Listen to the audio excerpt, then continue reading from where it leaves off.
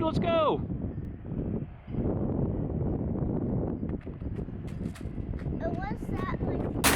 On today's vlog, I want to talk about something that I went back and forth with a whole bunch when it comes to saddle hunting, and that is my tether. I used to always use a Ropeman 1 or a Kong Duck, some kind of a mechanical ascender. Huh? You guys speaking to my microphone if you want to talk to him.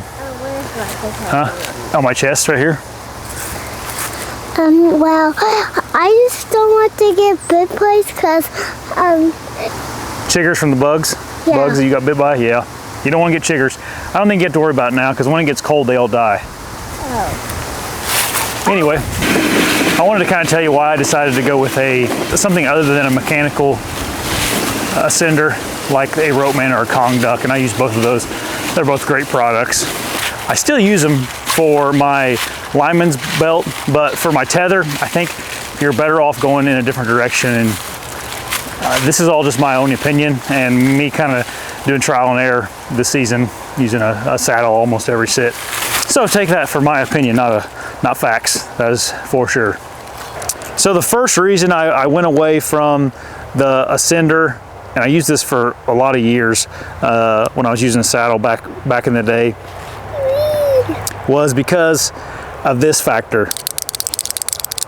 You don't have this quite as bad on the Ropeman 1, but on this Kong Duck, you really have a lot of noise because there's so much metal on metal. Now this isn't the carabiner that I used for the Kong Duck. I actually used the one that's on the saddle right now, and I ended up having to wrap it in stealth strips. You just can't get it all with a carabiner. You know all these moving parts you can't wrap in stealth strips really efficiently. So that was one kind of negative I didn't like about the Kong Duck. Huck's on my other one. Yeah, Huck's here in my other saddle. Also, I come to the woods with him because I like to come to the woods and check this out because I like to ride on it. It's like a swing. Yep, you like the saddle because it's like a swing? Yeah. Yep.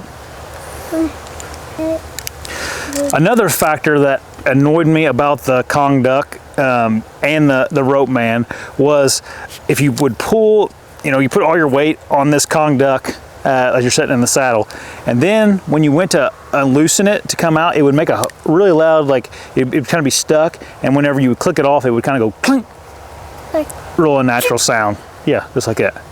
So that's another reason I didn't like it. And what? Well, why is it on metal? It's metal on metal, see? See all that noise? You don't want that doing it when you're deer hunting. I'm gonna do it. Okay.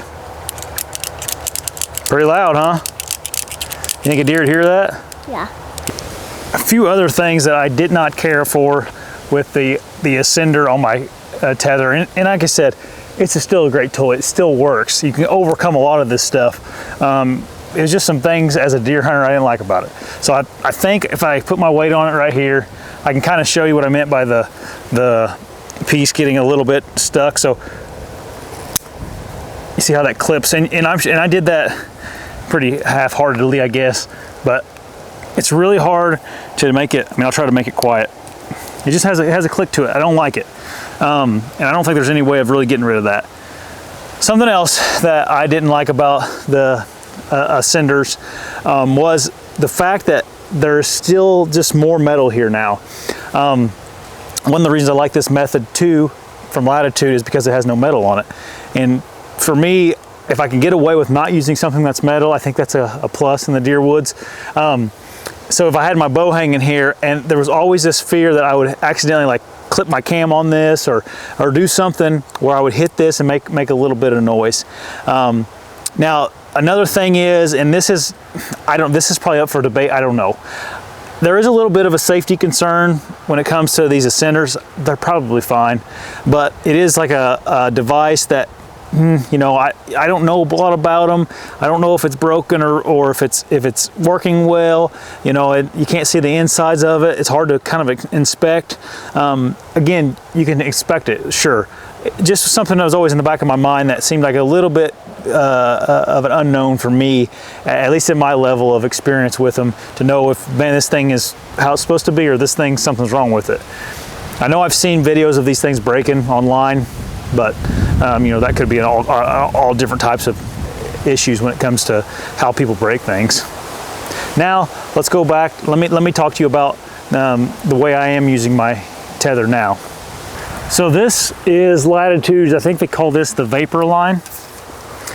It's just a really quality, very strong, very thin rope that is really lightweight, easy to pack up and that kind of thing. Pretty nice. This is just the package deal that came with Latitude. You can order this from them. It doesn't come with this carabiner. It comes with the one that was on my other rope. I just already had this one stealth strip, so I just used it. There's all kinds of different knots you can use for your tether now. I think most of your companies are going to sell you a Prusik. I don't know that for sure, but I believe this is a Prusik. There's like a Swab or Swabi. There's like a distal.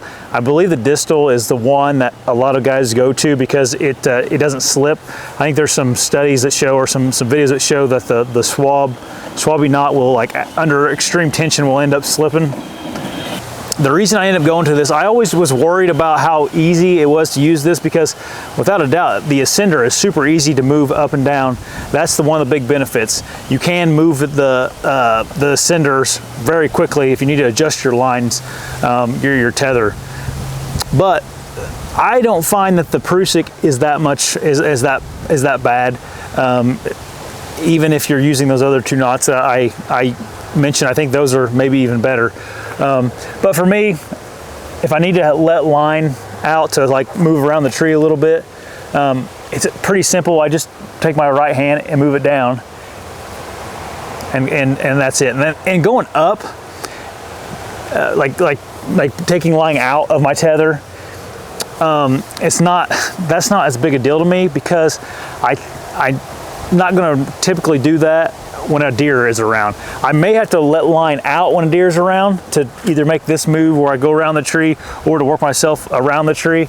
But whenever you're just adjusting for comfort, it's not a big deal to just reach up there and two hands on the knot and then move it. There's also these little tenders that kind of give you some leverage to pull with your left hand here. So I'll show you that. So you need to go and adjust your tether length. There's these little assisters that comes with a lot of the tethers now, and you just stand up on the tree and then pull up, and that assister kind of grabs the knot and pushes it up. So when I first started saddle hunting, I didn't know about any of this stuff. I hated Prusiks when I was saddle hunting before, because they would get so tight on me that I couldn't get them off quickly.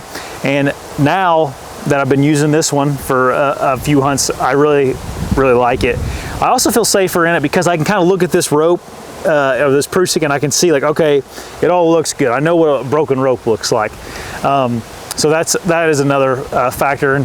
And my most important thing is coming home to my wife and my two boys every night. So it was just a decision I made to change my tether to some kind of a fixed knot instead of the ascenders. I hope this video helped you. I know it was going back and forth in my mind what I should do. So I thought, well, I'll make a video about it. I'm sure other people are thinking about it as well.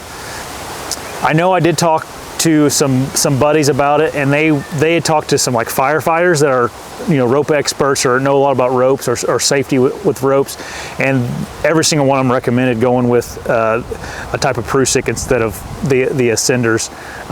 So that kind of another factor that I thought maybe I should go with the movable knot instead of the ascender. Okay, thanks for watching, guys.